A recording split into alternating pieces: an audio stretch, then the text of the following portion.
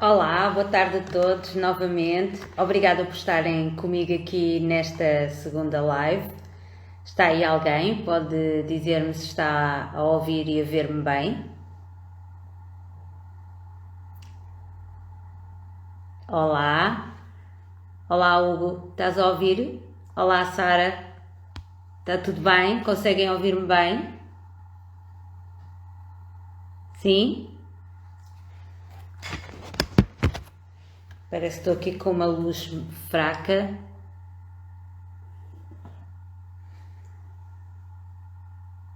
Ouvindo bem. Obrigada, Sara. Obrigada. Ok. Bom, então hoje vamos falar sobre pedagogia, sobre escola e sobre o papel do professor. É este o meu convite para hoje. Vamos tentar perceber onde se tocam estes dois temas, a parentalidade consciente e a pedagogia. Para hoje convidei uma pessoa muito especial para mim, que foi uma das pessoas que mais me influenciou positivamente durante uma grande parte da minha vida adulta. É alguém que eu adoro, que respeito, que me inspira, que me ensina, que me motiva, que me apoia e encoraja, e principalmente que tem uma palavra calorosa para me dar em momentos desafiantes. Palavras para a descrever são fáceis, agora a tarefa difícil foi escolher ou destacar só algumas, por isto eu resumi aqui por algumas palavras que eu espero que a pessoa em causa goste de as ouvir. Portanto, é trabalhadora, resiliente, honesta, autêntica, amiga e uma grande humanista. Vamos lá ver quem é a pessoa, eu vou convidar a pessoa a entrar, ver se ela já aqui está.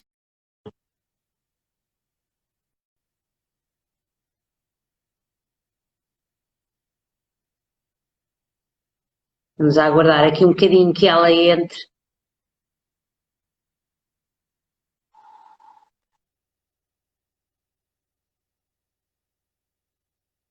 Vamos esperar aqui mais um bocadinho.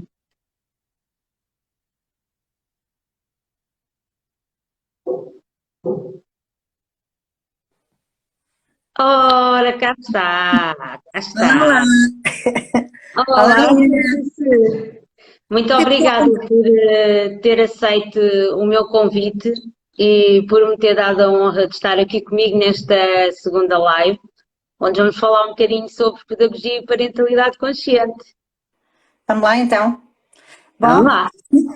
Então, primeiro vou ter que dizer, porque isto, eu acabo sempre por, na primeira vez também aconteceu o mesmo, parece que estou a falar com a pessoa como se. Espera aí, que estão-me a dizer para eu endireitar o telemóvel, já fiz. pronto, pronto.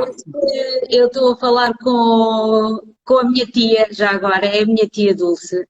Uhum. A Dulce é professora de filosofia do secundário, e é, a meu ver, uma excelente professora, uma grande influenciadora e pronto. E não vou continuar a elogiar, que eu já sei que ela não se sente muito confortável nesse papel de grandes elogios.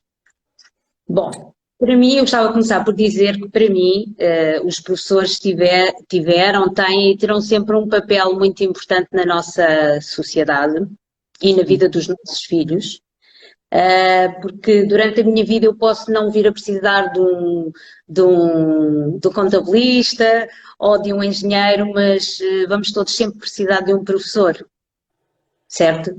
É verdade, É é verdade. verdade. Pronto. E eles são grandes influenciadores no nosso crescimento.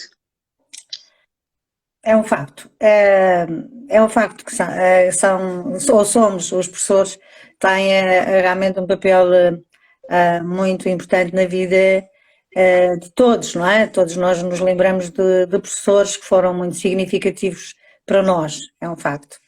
Bom, mas deixa-me dizer-te só uma palavrinha antes de falarmos aqui então um bocadinho sobre este assunto tão sério. Tão sério, mas que eu quero que ocorra de uma forma um bocadinho natural e descontraída, porque eu estou aqui nessa postura, numa postura um bocadinho de conversa descontraída, não estou a assumir outro papel sequer. Mas quero, antes de mais, dizer que me sinto lisonjeada por me ter escolhido para funcionar aqui um bocadinho como, enfim, de cobaia, não sei. Bom, Somos as duas. mas ainda assim, eu queria também deixar aqui muito claro que é bom que não tenham mesmo muitas expectativas relativamente aqui àquilo que podemos aprender com esta conversa. Podemos sempre aprender coisas com as conversas uns com os outros, não é? Às vezes há pequenos insights, há pequenas pistas que muitas vezes são de facto importantes e que desencadeiam, sim, a tal curiosidade, a tal que nos leva depois a aprender outras coisas.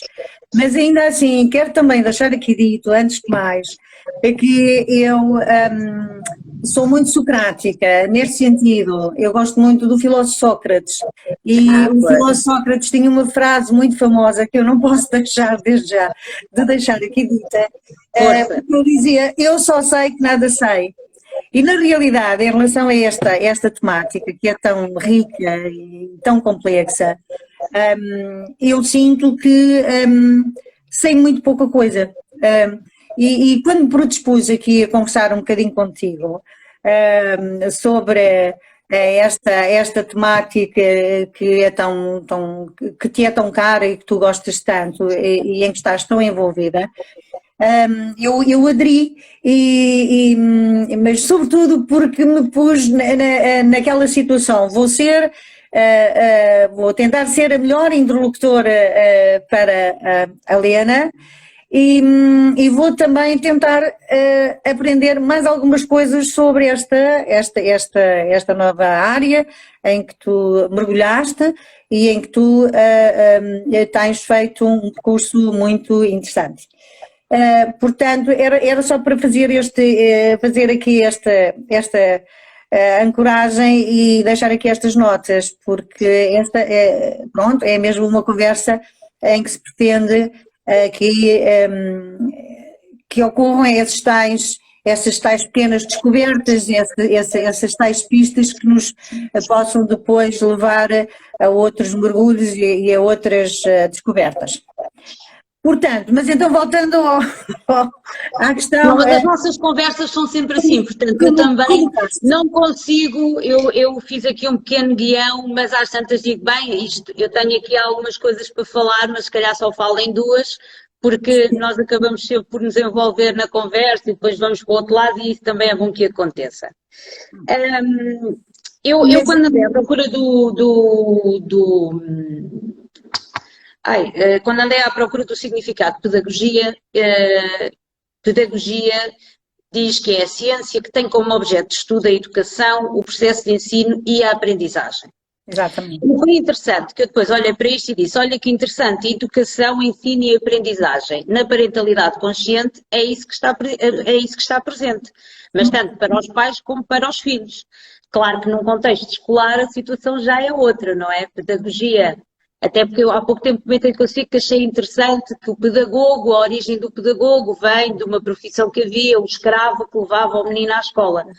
E penso que os papéis sejam diferentes em casa e na escola, mas que se tocam muito aqui um com o outro. O que é que a Dulce acha?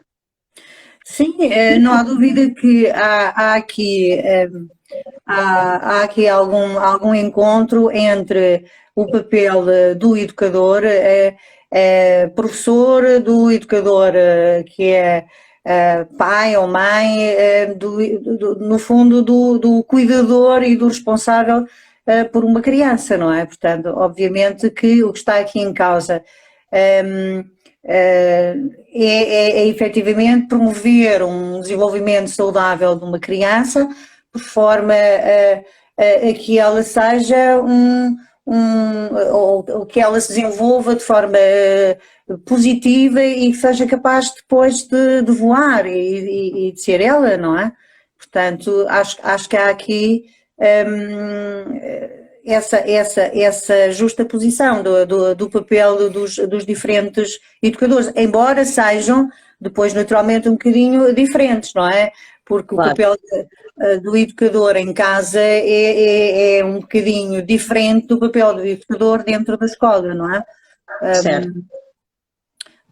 Embora haja aí também aspectos que se tocam. Aliás, eu acho que os professores durante muito tempo, e se calhar ainda hoje, vivem um bocadinho aquela grande dificuldade que é definir um bocadinho o papel do professor, ok? Afinal de contas, o que é que cabe ao professor?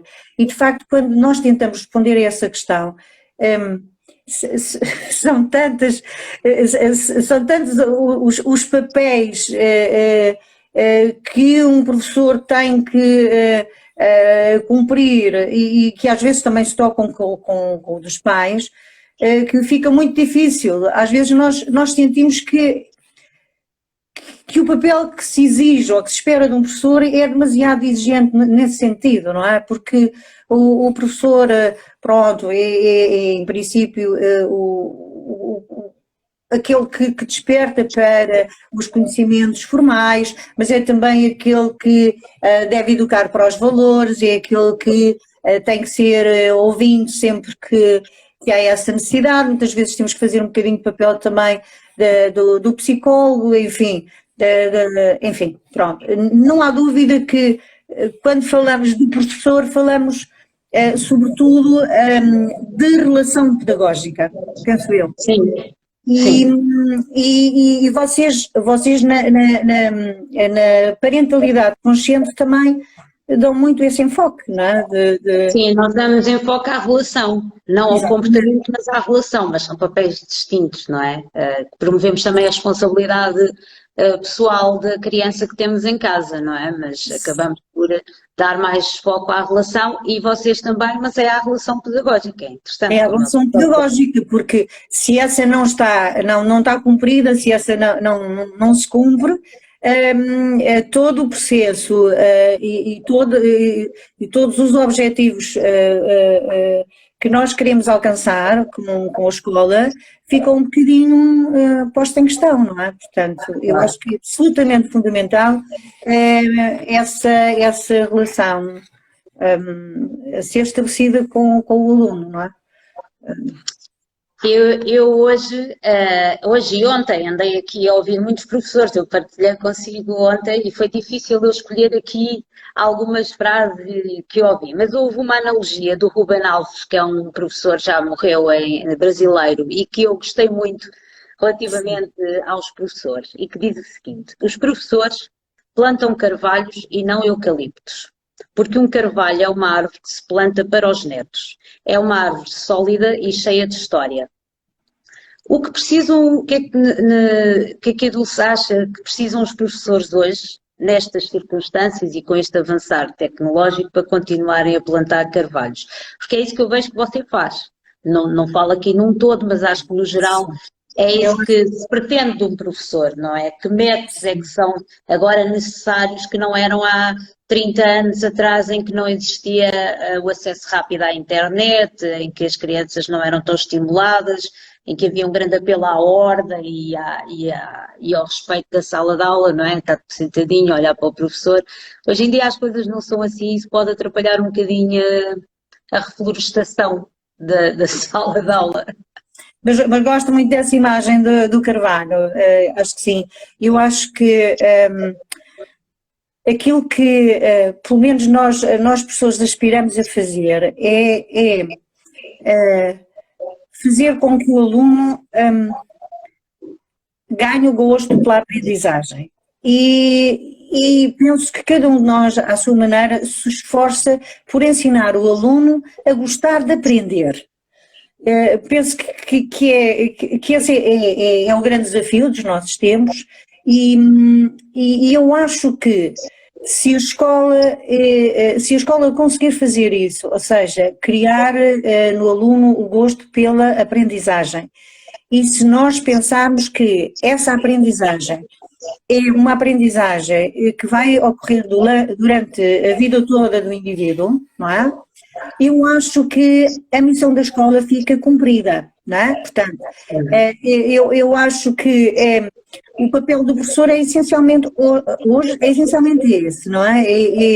É o de ajudar o aluno a despertar para o valor do conhecimento, o valor do saber, não é?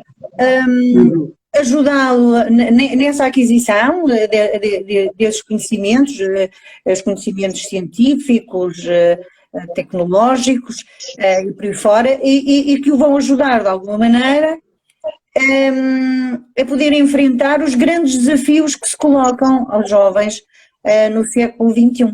Nós estamos exatamente no século XXI. O século XXI tem uma característica que tem a ver com sobretudo o grande progresso que existe e um progresso vertiginoso, é um progresso demasiado acelerado, não é? Que ocorre no conhecimento científico e no conhecimento tecnológico. Portanto, nós sabemos, e eu sei que há estudos feitos, eu não me preparei, devia ter preparado, mas eu sei que há estudos... Vamos agora... Eu sei que há estudos concretos que mostram que a maior parte dos alunos que nós temos hoje vão, no futuro, portanto, quando entrarem para a vida ativa, vão desempenhar profissões que neste momento não existem.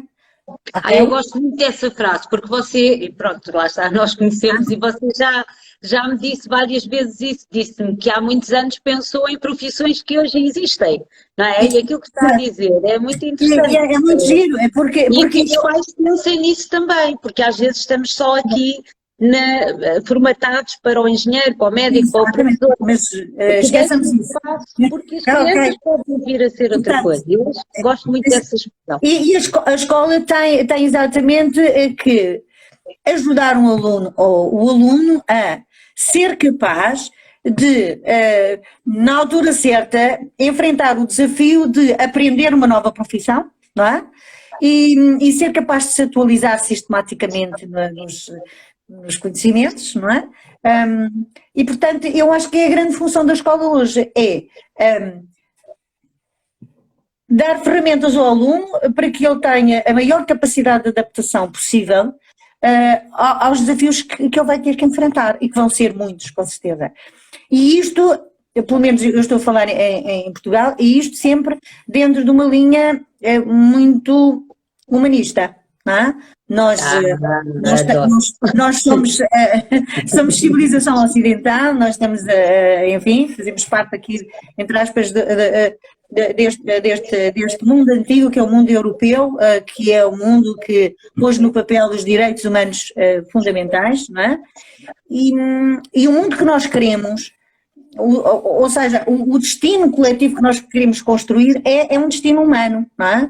Mas eu não posso dizer que adoro ouvi-la. Há já anos que eu ouço, mas não me canso de ouvir. Olha, disse a sério, estou a tirar apontamentos, isso é inacreditável. Não digas isso, até me deixas mal, vá. Ok, mas é um bocadinho disso. Não é? É que é maravilhoso, porque eu acho que este tipo de conversa tem que existir mais. Os pais têm que ouvir mais professores a falarem. Deixámos de ouvir os professores a falarem, deixámos de nos envolver com os professores. E é importante, porque este afastamento, nós andamos na nossa rodinha de hamster, vocês andam na vossa, os miúdos andam para cá e para lá, e nós não fazemos não temos esta proximidade, que hoje até permite, que antigamente até havia aquele respeito tal, que nem pensar, a senhora doutora, havia uma distância, que hoje já não é necessário haver essa distância. A escola é uma escola aberta. A escola é uma escola aberta. É isso, e que eu acho que isso é muito importante. E pronto, olha, realmente ouvi-la é maravilhoso. Agora, até me perdi aqui. Mas ia aqui falar ao contrário tinha aqui anotado que ao contrário de outras profissões, como um médico ou um engenheiro, que quando comete um erro sofrem imediatamente as consequências, ou quando fazem alguma coisa brilhante, também são logo imediatamente... como é que eu ia dizer, reconhecidos, certo, pelos seus atos. Já os danos e os benefícios que um professor possa causar a um aluno só aparecem anos depois.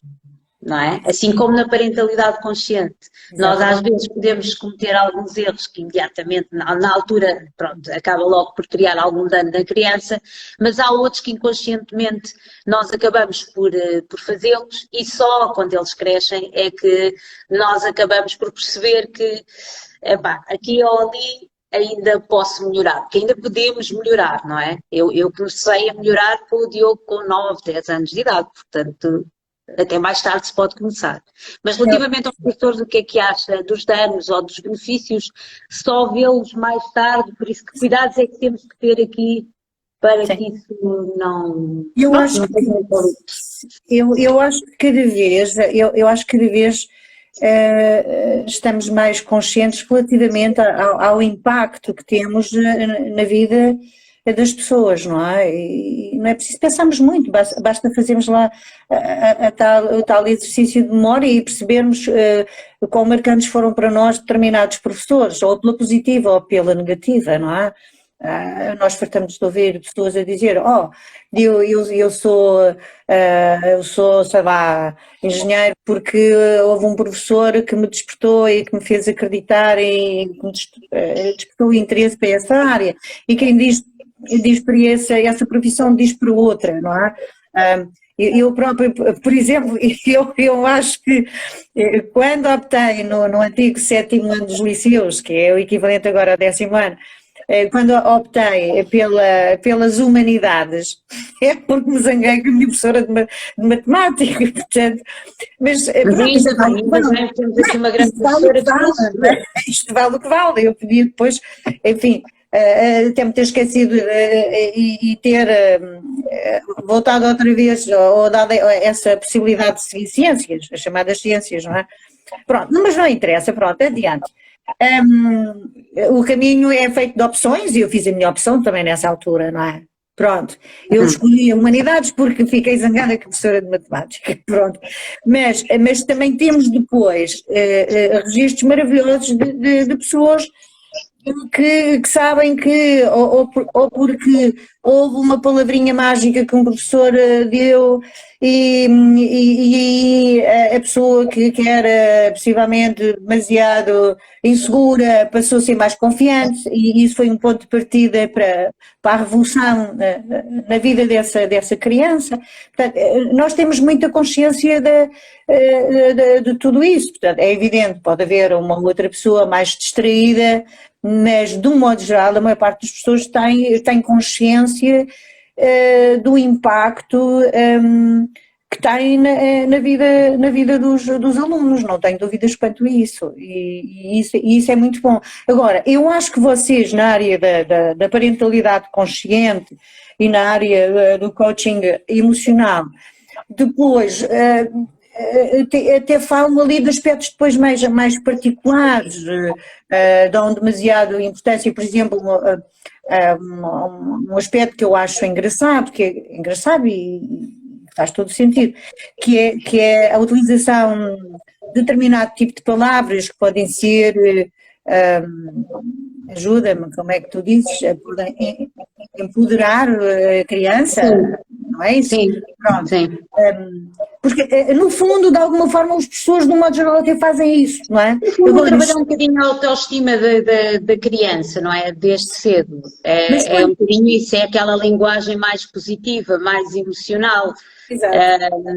Mas não quer dizer que eles não possam ter que, até porque devem lidar com a frustração, não é? Porque sim, ok, mas isso é garantido. Isso até agora, de modo geral, sobretudo pelo menos de acordo com a educação tradicional que vocês falam por oposição à parentalidade consciente, a questão da vivência e da frustração, não é? Através do castigo, etc, estava mais que garantida à partida, não é? Sim, na parentalidade consciente agora o castigo não. Mas podem haver consequências de um determinado comportamento, como é óbvio, não é? A Sara estava aqui a dizer-nos que não seria difícil aqui nós, com o sistema, ela até utilizou a palavra com o sistema podre, às vezes eu já não consigo ler aqui a mensagem dela, os professores perderem de certa forma o prazer e a eficácia com que educam as crianças. Eu acho que ela o que quer dizer é talvez um sistema que sobrecarrega demasiado os professores e que obriga a programas extensíssimos, já estamos a falar aqui da área mais técnica, pronto, cumprimento programas extensos e que às vezes não vos dão essa liberdade para tanta criação e tanta criatividade. Podiam promover aqui aqueles brainstormings em sala de aula e que isso era muito bom abrir o espaço para a área criativa da criança, não é? E às vezes sem dúvida. Vocês gostariam só de poder passar valores, quanto mais ter que... Exato, e desenvolver, por exemplo, essa sensibilidade estética, por exemplo, possibilitar essa vivência da criatividade, porque trabalhar essa área é muito importante também para o século XXI, não é? Porque encontrar respostas para as situações tão especiais com que nos vamos deparar a todo momento exige o tal pensamento criativo também, não é?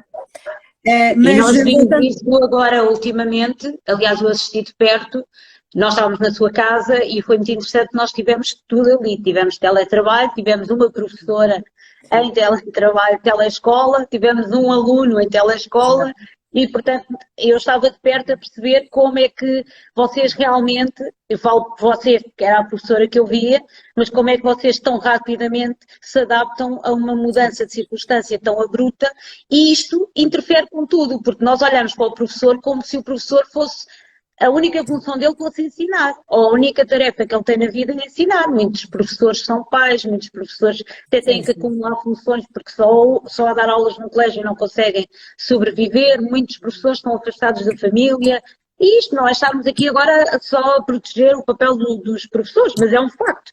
E a mudança, não é, foi tão rápida para todos, e como é que vocês, dentro dos recursos que tinham, não é, se movimentaram tão rápido para dar a melhor resposta a pensar nos alunos. Aquilo que eu via em si era o sofrimento de não haver o contacto ocular, não é, mas vamos lá e vamos nos habituar e vamos tentar. E isso é uma coisa que é importante reconhecer-se, porque...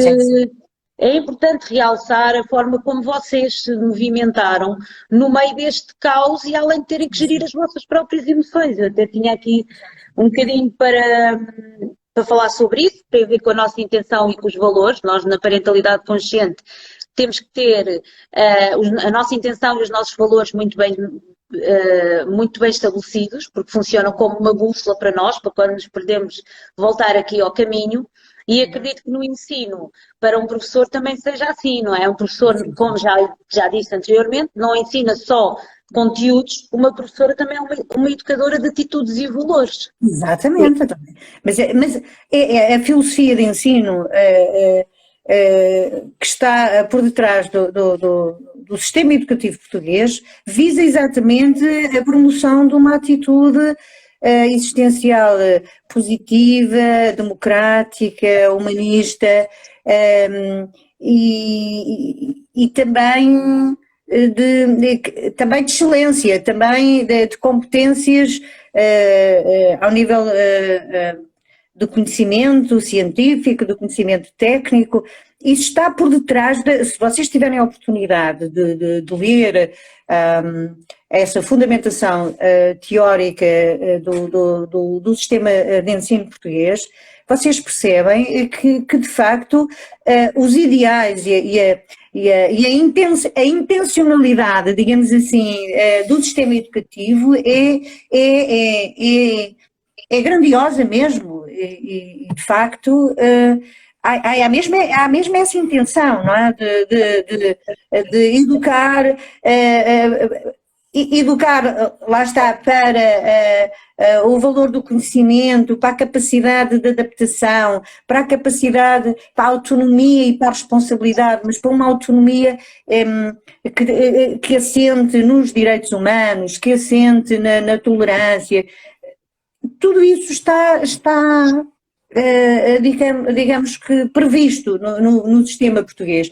Agora é evidente que, pronto, às vezes os ideais não passam de ideais, são referenciais muitas vezes utópicos, não é?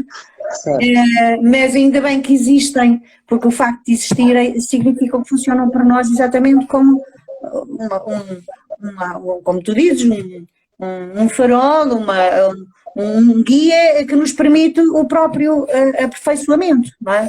Que é desejado para cada um de nós, não é? Enquanto pessoas, enquanto pais, enquanto alunos. Pronto, você dá uma disciplina muito específica e em que pode e tem a oportunidade de realmente falar muito sobre valores e sobre esse tipo de competências mais emocionais, preparar os alunos para a sociedade. E a Dulce, agora vou fazer aqui uma pergunta mais específica sobre a filosofia. A Dulce percebe que os alunos continuam a achar a filosofia assim como um bicho-papão, porque há uns anos a filosofia era assim uma cadeira que nós tínhamos interesse, mas tínhamos algum receio, porque a linguagem utilizada numa aula de filosofia, a teoria toda que tínhamos que adquirir, e aquilo era assim um bocadinho como a matemática, mais ou menos, ou não? Sim. E é assim, vamos lá ver, a minha experiência é de que a esmagadora maioria dos alunos até gosta de filosofia, ou tende a gostar de filosofia, não é?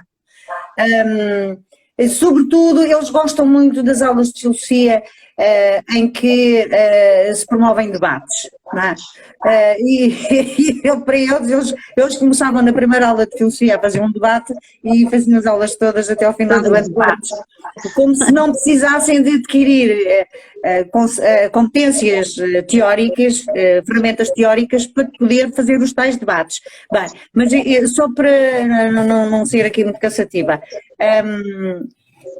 normalmente, e até há alguns anos a esta parte, eu acho que nós, os professores de filosofia, conquistávamos os alunos para a nossa disciplina mais ou menos nos primeiros meses de aulas. Agora houve uma grande reviravolta no programa, sobretudo quando há 4 ou 5 anos atrás se pensou de forma mais rigorosa nas tais competências que o aluno deve ter no final da escolaridade obrigatória, dos tais 12 anos de escolaridade obrigatória, que serão as tais competências que lhe permitem ou que lhe permitirão adaptar-se e viver no século XXI, digamos assim, não é? Houve uma alteração no programa de filosofia e essa conquista dos alunos para a filosofia só ocorre lá mais para a meio do ano letivo, porque agora o programa é muito mais árido, nós estamos na filosofia, começamos praticamente a trabalhar a lógica e os conteúdos são muito áridos. São muito pouco especulativos, não são nada especulativos e, portanto, não proporcionam assim essa tal conquista do aluno, não é? Mas pronto, mas não tenho razão de queixa. Acredito que não. Não tenho razão de queixa. Acho que e tenho cada vez mais consciência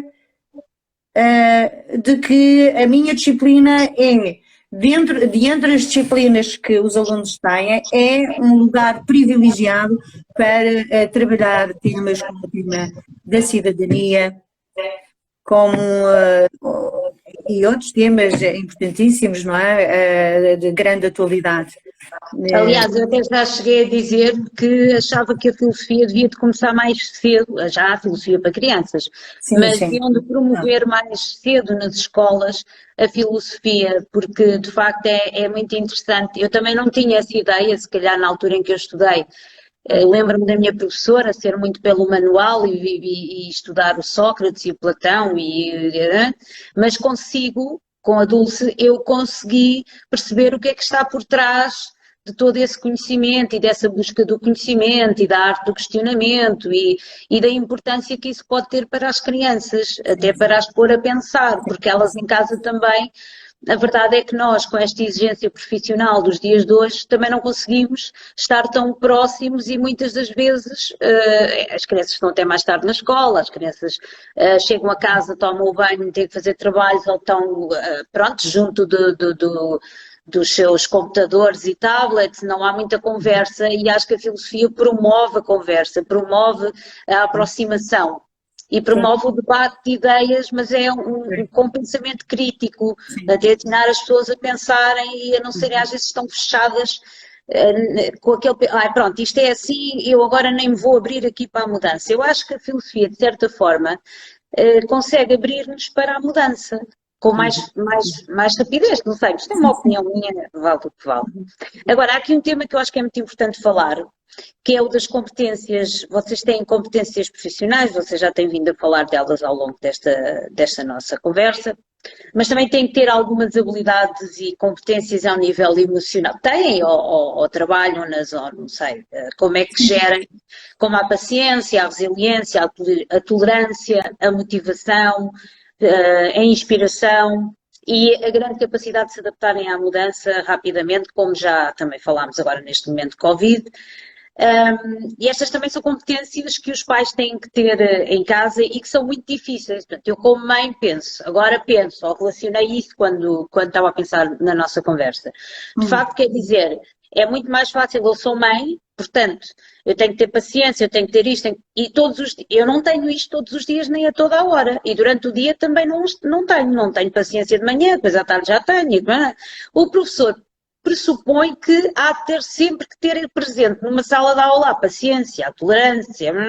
Como é que vocês gerem as vossas emoções? Ou seja, como é que um professor, nós vamos dentro da parentalidade consciente aprendendo a comunicar conscientemente com os filhos, não é? Dizendo, eu estou cansada, eu preciso dormir, eu preciso de comer. Como é que nós comunicamos as necessidades dentro de uma sala de aula, como professora? Há abertura ou não comunicamos? Eu acho que há abertura, mas QB, obviamente, não é? Um adulto, pronto, isto é discutível, mas eu acho que como adulto tenho a obrigação de ter um maior autocontrole emocional e de fazer uma melhor gestão das emoções, de forma a que essas emoções, sobretudo quando são negativas, não interfiram negativamente numa dinâmica de aula, não é? E, portanto, eu como adulta devo conhecer-me Conheces a ti mesmo, foi o Sócrates também. Embora o Sócrates, quando diz isso, é mais no sentido de conhece que és um ser racional, descobre-te enquanto ser racional que és, não é? Sim. Mas é um bocado isso. Mas há uma outra coisa que nós nunca podíamos perder de vista, é que nós não somos máquinas, nós somos seres humanos. E, portanto, os alunos não podem olhar para o professor como se o professor tivesse que estar sempre bem disposto, ou tivesse que estar sempre no seu melhor, ok? Portanto, se for o caso, nós temos que partilhar com o aluno, efetivamente, que naquele dia não estamos propriamente muito bem para poder lidar com mais flexibilidade ou com mais calma com uma determinada situação, não é? Portanto, obviamente que há dias em que uma situação menos simpática pode fazer com que a pessoa fique um bocado mais nervosa, ou até cisado, ou tenha uma resposta menos boa para com o aluno, pronto, mas menos boa dentro dos limites, obviamente, limites que nunca se devem ultrapassar, não é? Sim. Sim, mesmo em casa também há limites que não se devem ultrapassar e nós ultrapassamos, mas depois se formos à escola e se for ultrapassado esse limite, parece que é mais pecaminoso do que aquele que eu cometi em casa dentro de quatro paredes. Não sei, também é uma discussão diferente noutro momento, se calhar. Pois é. E agora para concluir, também para não ocupá-la mais, que sei que está aí cheia de textos, eu vou citar uma frase que eu ouvi do Leandro Carnal e que gostei muito. Uma aula é um instrumento universal de transformação de uma sociedade. E perguntar-lhe se concorda. Concordo perfeitamente. Achei mesmo bonita esta frase. Sim, senhora. Pronto, é verdade, é um facto. É verdade. E qual é o instrumento que você toca na sua sala de aula? Eu costumo dizer que gosto muito de pessoas. Ah, pois é. Eu costumo dizer que gosto muito, muito, muito de pessoas, realmente. E, portanto, acho que, pronto, temos que trabalhar essa empatia e essa capacidade de comunicar com o outro, não é? Uhum. Uhum. Eu acho que é um bocadinho por aí. Muitas vezes, se essa era aquilo que estávamos a falar há bocadinho, a relação pedagógica é fundamental na escola, não é? Porque se ela se estabelece, o diálogo é mais fácil, o diálogo a todos os níveis, não é? Se essa relação entre professor-aluno, aluno-professor se estabelece de uma forma saudável, não é? Como em todos os relacionamentos, é isso que se pretende, não é? Nos familiares, nos amorosos, com os filhos. É o diálogo, exatamente. Eu acho que a comunicação... É o diálogo socrático. Socrático. Era um método de ensino do filósofo Sócrates. Era o diálogo. Era o diálogo. Não sei, estava a perguntar. Era o diálogo. Olha, Dulce, queria agradecer-lhe muito este bocadinho. Acho que foi uma conversa, como nós já tivemos muitas outras, e é sempre bom aprender consigo. Tenho certeza que há imensos professores que, se tiverem a oportunidade de falar assim para o público, vão cativar também os alunos e os pais a perceberem melhor que também qual é a função deles em casa, não é? Nós não falámos muito sobre isso aqui, mas é importante nós darmos valor à pessoa que está a ensinar o nosso filho, e às vezes a pessoa está envolvida num sistema tão burocrático que não consegue ser ela própria nesse papel de professor que é tão bonito, não é? E que devia de ser inspirador. Mas isso também já é outro tema. Eu acho que agora professora, a Dulce é uma professora muito inspiradora, comunica muito bem, então já faz isso há muitos anos e comunica muito bem. Mas eu devo dizer, Helena, eu devo dizer que uma coisa é a comunicação em sede de aula, uma coisa é uma aula, outra coisa é a comunicação que neste momento passa a ser também uma comunicação normal e frequente, que é esta comunicação, por exemplo, que está a ocorrer agora aqui entre nós, não é? Assim, com um ambiente tão tecnológico, não é? E que para mim é um bocadinho, pronto. É mais estranho, eu sei. Para mim não é a minha praia, digamos assim. Certo, mas a verdade é que você evoluiu nesse sentido também. Foi acompanhando os desafios que a sociedade lhe trouxeram e que algumas circunstâncias especiais lhe trouxeram, não é? Mesmo não estando, não resistiu, não é? Aceitou. Não tem outra alternativa, não é? Tem que ser. Não tem outra alternativa. Os desafios, não é? Pois, mas isso não é para todos, porque a resistência às vezes está muito presente, mesmo no mundo dos professores, e você sabe disso. Pronto. Mas não vamos falar sobre isso. Eu vou agradecer mais uma vez por ter estado aqui. Acho que nos podemos encontrar mais uma vez ou outra.